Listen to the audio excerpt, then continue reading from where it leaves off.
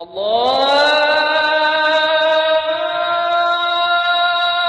أكبر الله أكبر الله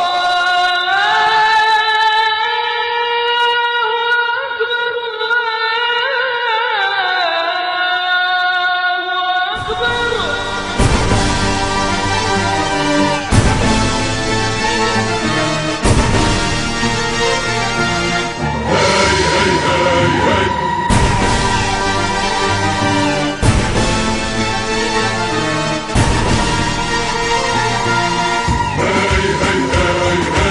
طلوا الفرسان طلوا هاي هاي هاي هاي أحضان أحباب حلوا هاي هاي هاي هاي طلوا الفرسان طلوا هاي هاي هاي هاي أحضان أحباب حلوا طلوا الفرسان. بسم الله الرحمن الرحيم.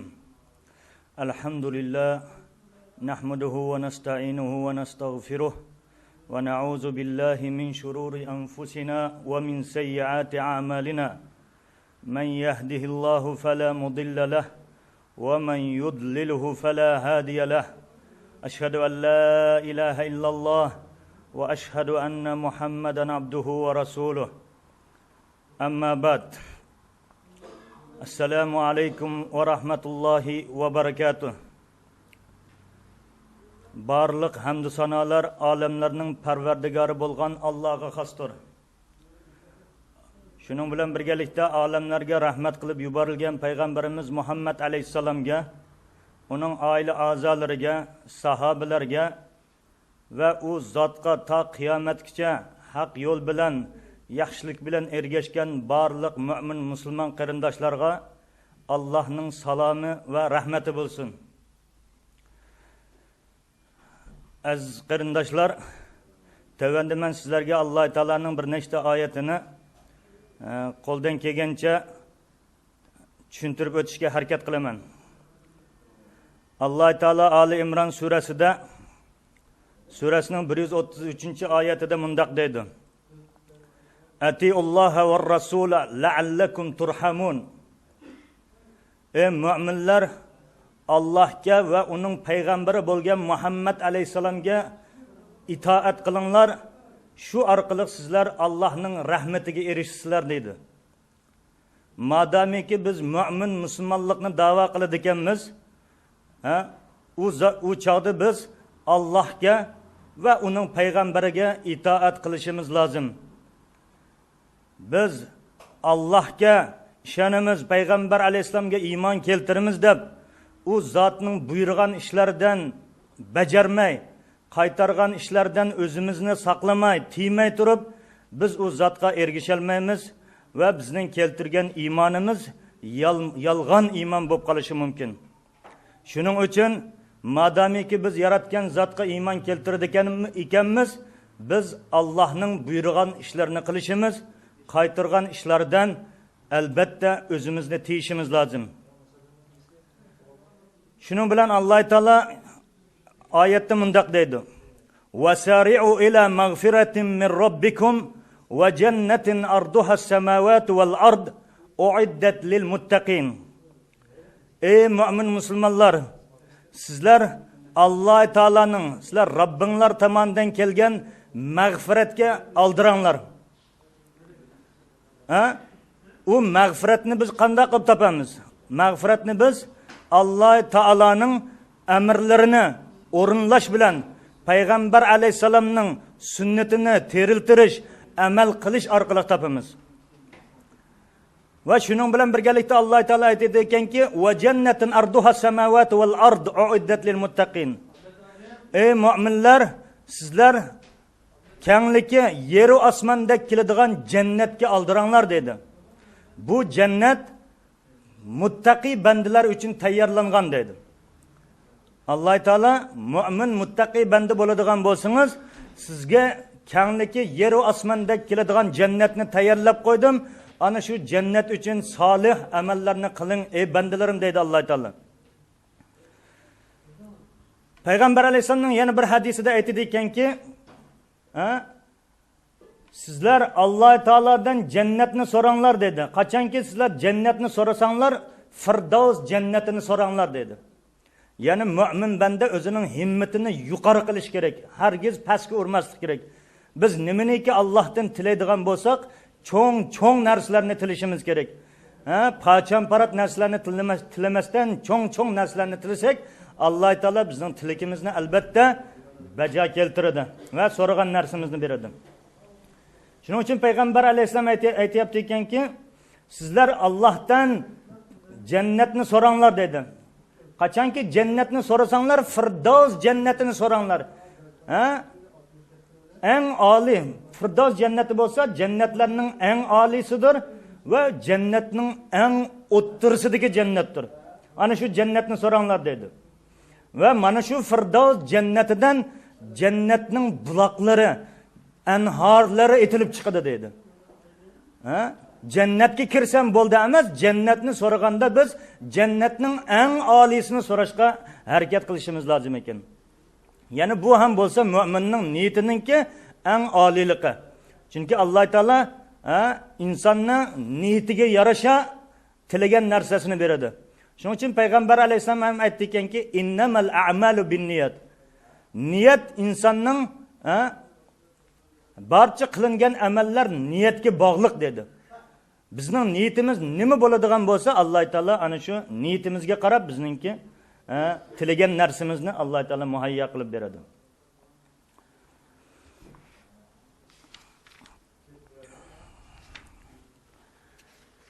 Oyatning keyingi qismida aytadi ekanki, allazina yunfiquna fis-sarra'i wad-darra'i wal-kadhiminal ghayz wal-'afina 'anil nas wallahu yuhibbul muhsinin dedi. Alloh taolo ya'ni mu'min bandalarning sifatini sifatlab Alloh taolo mundaq deydi. U mu'min bandalar kengrichilik zamonida ham va qiyin qishloqda qiyinchilikda qolgan zamonda ham Alloh yo'lida sadaqa ihson qiladi. Ya'ni mol mulkini Alloh yo'lida sarflaydi. Faqat boylik pul topgan vaqtida emas, pul topmagan vaqtida ham u mu'min bandalar qo'lida bor narsani bir insonga sarflaydi dedi. Ya'ni bir insonning uyida kechqurunda bittan bir dona noni bor edi. Ammo kechqurun birisi eshikni qiqib keldi. Qarasa ekanki bir soil, u aytdi ekanki mening qornim och, qo'sqim ichib ketdi, menga bir yeydigan narsa bering dedi, deb keldi. Uyda qarasa, uning uyida bir dona non bor edi. Uni beradigan bo'lsa, atsi atigan saharda bolalariga berishga hech narsa yo'q. Nima qilish kerak? Mana shu chaqda hech narsa yo'q deb quruq qaytarmasdan, hech bo'lmaganda shu nonning bo'lsa hammasini Allohga tavakkal qilib turib bo'lsa hammasini bo'lmagan taqdirda shu nonning yerimini ana shu kelgan soilga sadaqa ihson qilish kerak. Shuningda Alloh taolo buning qilgan ihsonini o'zining dargohida qabul qiladi. Sadaqa ihson qilish uchun millioner bo'lish kerak emas. Necha ming dollar pulga ega bo'lishi shart emas. Ko'p boy inson boyligi bo'yicha sadaqa ihson qiladi, kambag'al inson o'zining kambag'alligi bo'yicha ihson qiladi. Buning hammasini yaratgan zot o'zining dargohida qilgan ihsonining niyatiga yarasha mukofotini beradi albatta. Payg'ambar alayhisalom bir hadisida mundaq dedi. Sahiy banda Allohga nihoyatda ham yaqindir deyapti. Shuning bilan birgalikda u jannatga ham yaqin insondir dedi. Va shuning bilan birgalikda sahiyligi bilan u inson insonlarga ham nihoyatda yaqin bo'ladi dedi. Va do'zaxdan uzoq bo'ladi u inson dedi. Sahiy bo'ladigan bo'lsa, Allohga ham yoqar ekan, jannatga ham yaqin bo'ladi ekan, insonlarga ham yaqin bo'ladi ekan. Hamma insonlar yaxshi ko'rar ekan. Bu nihoyatda sahiy inson deb. Shuning bilan birgalikda u inson sahiyligi tufayli Allohning do'zaxidan saqlanib qoladi ekan.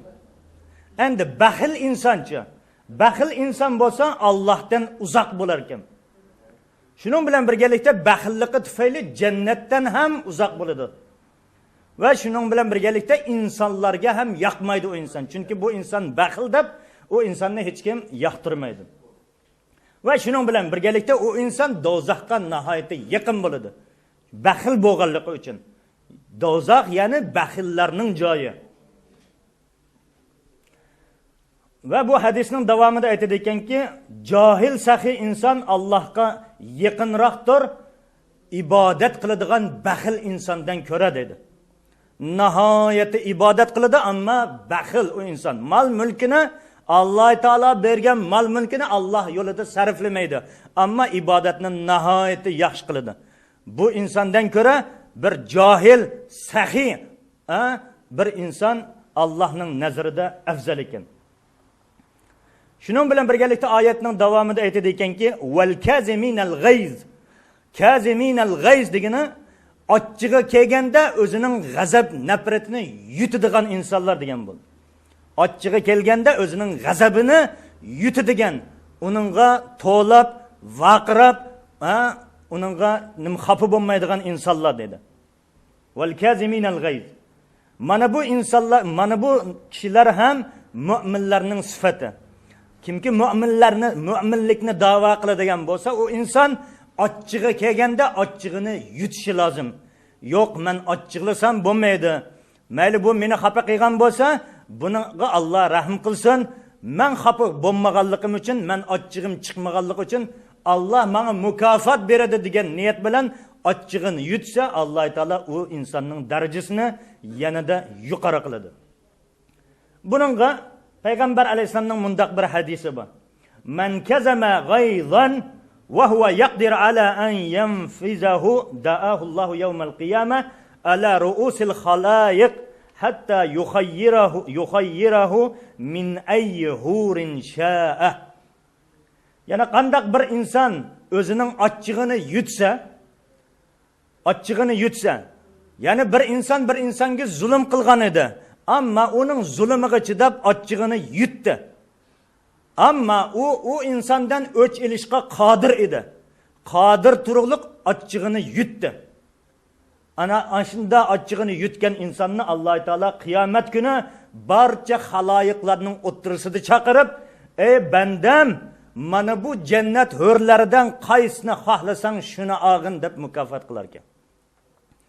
Ya'ni bu ochchig'ini yutish har kimning ham qo'lidan kelmaydi. Masalan, bizlar nihoyatda ham ozgina arzimaydigan ishlarga ham ba'zi bir birodarlarimizdan yuz o'rimiz, hattoki yillab, oylab bilan gaplashmay qo'yamiz. Ammo bu bir tomondan ibodatimizni ham qilaveramiz. Bu esa islom dinimizga zid ekan.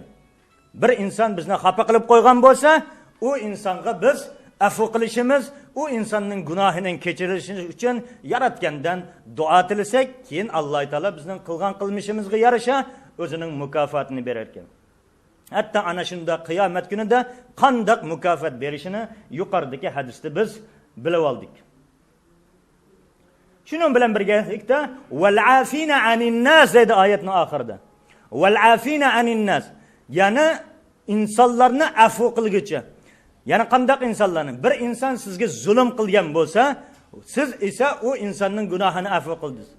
Birodar, sen menga zulm qilgan eding, hech qisi yo'q, men seni Alloh uchun afv qildim. Sendan qisos olmayman. Seni Alloh hidoyatga boshlasin. Men sendan hech qanday xafa emas deb Alloh yo'lida afv qilishimiz. Bu esa mu'min musulmonlarning sifatidir.